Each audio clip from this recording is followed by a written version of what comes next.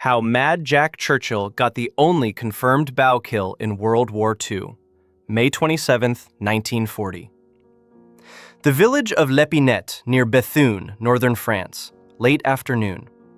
Captain Jack Churchill, 33 years old, was standing in a tower overlooking an empty street. Below him, the village was silent.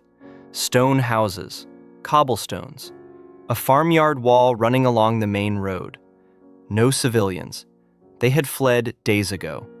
The German army was pushing west. The British Expeditionary Force was falling back toward the coast, toward Dunkirk, toward what would become the largest naval evacuation in history. But not yet, not here. Here, in this small French village that most maps didn't bother to name, a small unit of the Manchester Regiment was preparing an ambush. Churchill was in charge. He stood in the tower with 2 infantrymen, watching the road to the east, watching for the German patrol that intelligence said was coming through the village. He was armed, heavily. A Webley revolver on his belt, grenades, a bayonet, ammunition in pouches, standard British infantry kit, and a longbow. English yew, 6 feet tall, a quiver of arrows strapped to his pack, broadhead tips, barbed, the kind of arrowhead designed to go in and not come out, the kind that English archers had used at Agincourt 500 years earlier, and a Scottish broadsword, a basket-hilted claybeg strapped to his waist, registered on his kit list as essential equipment. The men around him had stopped asking questions about the bow and the sword weeks ago. When Churchill had first shown up in France carrying medieval weaponry, his fellow officers had assumed it was a joke, an eccentric's prank, the kind of thing a certain type of British officer did to get attention. It wasn't a joke. Churchill had been shooting the longbow since his 20s. He'd represented Great Britain at the 1939 World Archery Championships in Oslo, Norway. He could put an arrow through a target at ranges that would impress a medieval master. He wasn't carrying the bow for show. He was carrying it because he intended to use it. The men in the tower waited. Churchill stood at the window, looking east, patient. The same patience a hunter uses. The patience of a man who knows his quarry is coming and has all the time in the world to wait. A sound. Boots on cobblestones. The rhythmic crunch of men walking in formation. German soldiers, moving through the village. Churchill watched them come. A patrol. 5 men. Moving cautiously along the main road, using the farmyard wall for cover, rifles at the ready. Helmets, Feldgrau uniforms. The lead man was a sergeant, NCO chevrons on his sleeve. 30 yards, maybe less. Churchill lifted the longbow, drew the string. The yew wood flexed. The broadhead arrow settled against the grip. He aimed the way archers have aimed for 1,000 years, not with a sight, not with a scope, with instinct, with practice, with the memory of 10,000 arrows drawn and released on practice fields across England and Norway. The sergeant came into the open, stepped past the edge of the wall. 30 yards, a short distance for a longbow, almost point blank for a man who had competed at world championship level. Churchill released. The arrow covered 30 yards in less than a second. It struck the German sergeant in the chest, center mass. The barbed broadhead went through the uniform, through the flesh, through the rib cage. The man dropped. He was dead before he hit the cobblestones. Churchill's 2 infantrymen opened fire immediately. The arrow was the signal.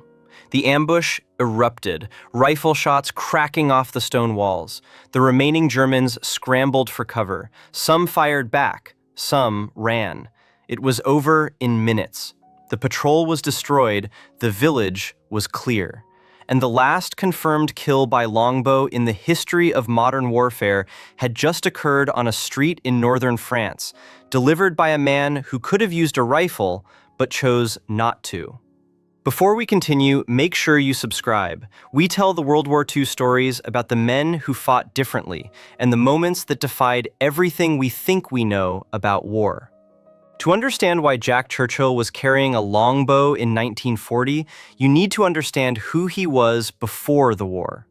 Born September 16, 1906, in Colombo, British Ceylon, father was a district engineer in the colonial service. Military family, military expectations, Sandhurst.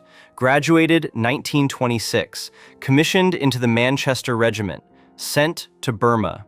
In Burma, he learned two things that would define his life: bagpipes and motorcycles.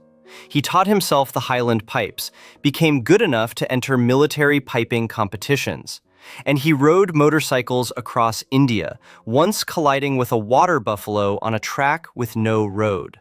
By 1936, he was bored with the army. He resigned his commission and went to do everything else: newspaper editor in Nairobi, actor in 2 films, playing an archer in The Thief of Baghdad, and a bagpiper in A Yank at Oxford. Male model, professional archer.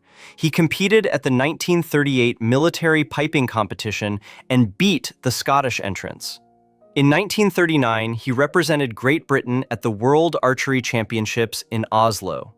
Then, Germany invaded Poland, and Jack Churchill went back to war. He was 33 years old. He had spent the previous 3 years shooting arrows, playing bagpipes, acting in films, and riding motorcycles.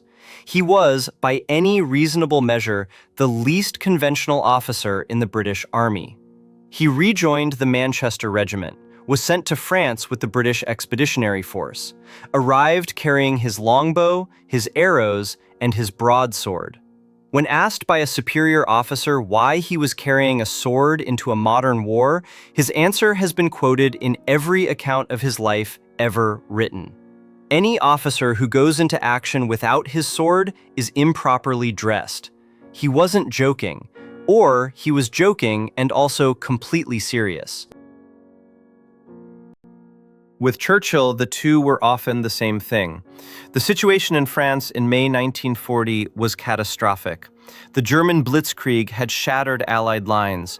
The Wehrmacht was moving faster than anyone had thought possible. Panzer divisions were pouring through the Ardennes, around the Maginot Line, across open country. The British Expeditionary Force was being pushed back toward the coast. Morale was collapsing. Units were fragmenting. The retreat to Dunkirk was becoming a rout. In the middle of this chaos, Jack Churchill was staging ambushes. While other units fell back, Churchill was going forward, setting traps, using the terrain, hitting German patrols and disappearing.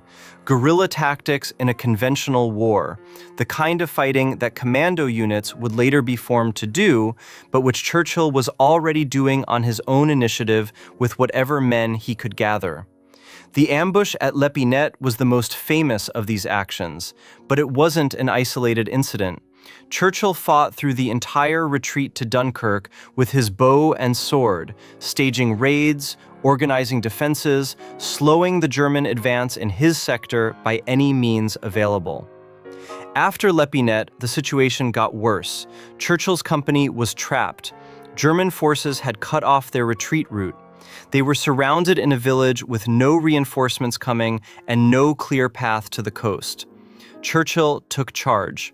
He fought with 2 machine guns until they ran out of ammunition. He was shot in the shoulder. The bullet went through, didn't hit bone. He kept fighting. That night, he led the survivors through the German lines, in the dark, through enemy positions, moving silently through territory held by the same army that had been trying to kill them all day. He got them out, led them to the coast, got them to Dunkirk. He was awarded the Military Cross for his actions at L'Épinette and during the retreat. The citation noted his bravery, his leadership, and his willingness to fight in circumstances where most men would have surrendered. The longbow kill became the story that defined him.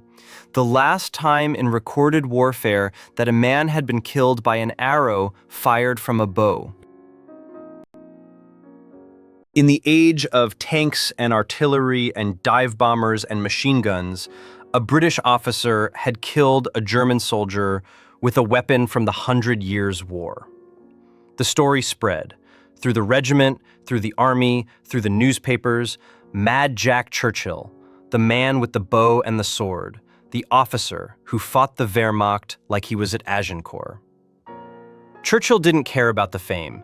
He cared about the fighting. And the fighting at Dunkirk had shown him something.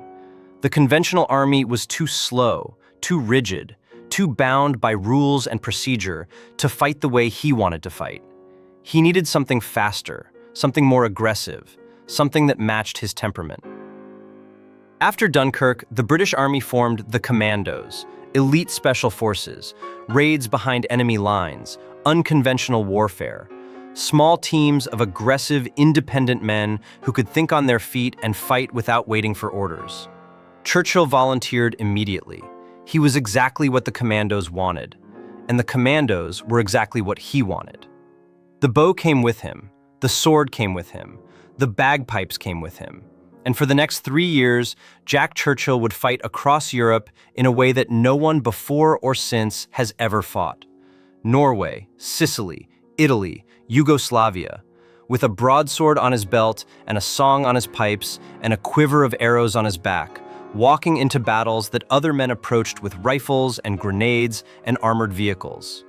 He would capture 42 German soldiers with nothing but his sword and a corporal. He would play the bagpipes while leading amphibious assaults. He would escape from a concentration camp, twice. He would walk 150 miles through the Alps to reach Allied lines. All of it started here. On a street in Lepinette, with an arrow and a dead German sergeant, and the quiet, confident certainty of a man who had decided that the rules of modern warfare did not apply to him. Some historians have questioned the longbow kill. Churchill himself reportedly said later in life that his bows had been crushed by a lorry earlier in the campaign. Other accounts, from multiple sources, describe the kill in detail. The truth, as with many stories from the chaos of 1940, may never be fully settled. What is not in question is what happened after. The commandos, the raids, the captures, the escapes. The legacy of a man who carried medieval weapons into the most modern war in history and somehow made them work. Mad Jack Churchill didn't fight the way he did because he was insane. He fought that way because he understood something that most people missed. War is chaos. In chaos, the unexpected is an advantage. A man with a bow and a sword is unexpected. A man playing bagpipes while charging a beach is unexpected. A man appearing out of the darkness with a broadsword, demanding surrender in a whisper, is unexpected. The Germans had trained for rifles and artillery and tanks. They had not trained for a man with a longbow. And that was the point. Churchill once said, in a rare moment of explaining himself, that as long as you tell a German loudly and clearly what to do, if you are senior to him, he will cry "Jawohl" and get on with it enthusiastically and efficiently. He had tested that theory at Lepinette. He would test it again dozens of times across 3 years and 4 countries. And the theory held. If you were a soldier in 1940 and you saw your officer standing in a tower with a longbow, drawing back an arrow to shoot at an advancing German patrol, what would you think? Would you follow that man? Let us know in the comments. And if you want more stories about the men who fought differently and refused to be